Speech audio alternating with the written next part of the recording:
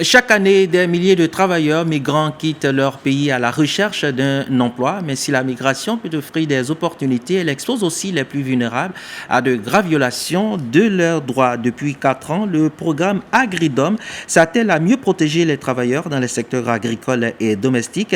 L'atelier bilan a eu lieu au plateau les 25 et 26 novembre en présence de nos reporters Sanogo Kosibri et Mariam Doukouré. Si la migration offre de nombreuses opportunités, les travailleurs migrants, en particulier les moins qualifiés, continuent de subir un déficit majeur en matière de travail décent avec des atteintes fréquentes à leurs droits fondamentaux. Pour y remédier, le projet Agridom, dédié à la protection des travailleurs migrants dans les secteurs agricoles et domestiques, arrive à son terme après 45 mois d'exécution, prolongé de 6 mois supplémentaires. Un bilan positif selon les centrales syndicales présentes. Ce projet a apporté beaucoup parce que non seulement nous aurons demain des certificats, des CQP, c'est-à-dire qu'on pourra être professionnel, on pourra se former au moins sur 4 ou 6 mois, ça c'est déjà une avancée.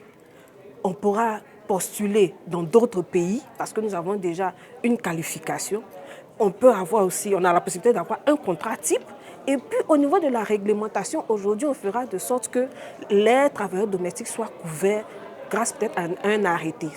Le projet Agridom est financé à plus d'1 milliard de francs CFA par la coopération suisse et s'étend sur le Burkina Faso, la Côte d'Ivoire et la Guinée-Conakry. Lors de l'atelier de clôture, les délégations ont partagé les défis rencontrés, mais aussi les bonnes pratiques à maintenir pour l'avenir. Aujourd'hui, le personnel de maison, grâce à la CEC 189 qui a été ratifiée et qui va être mise en œuvre en avril 2026, nous sommes en train de travailler à cela pour qu'aujourd'hui ces droits soient reconnus. Et nous sommes aussi en train de travailler sur un arrêté qui va réglementer ce secteur-là. Déjà, ce personnel de travail se retrouve à des droits reconnus dans le Code du travail ivoirien. Mais nous sommes en train de préparer un arrêté qui va être signé par la Côte d'Ivoire pour renforcer leurs droits.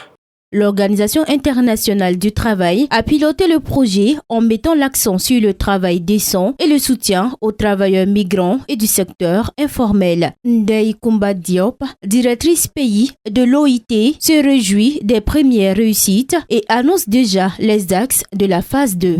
Déjà dans la première phase, avec les difficultés de démarrage, avec le budget qui n'est pas conséquent, avec les équipes qui sont des équipes nationales, aussi dans les 3 pays, nous avons atteint ces objectifs-là, nous avons atteint nos résultats.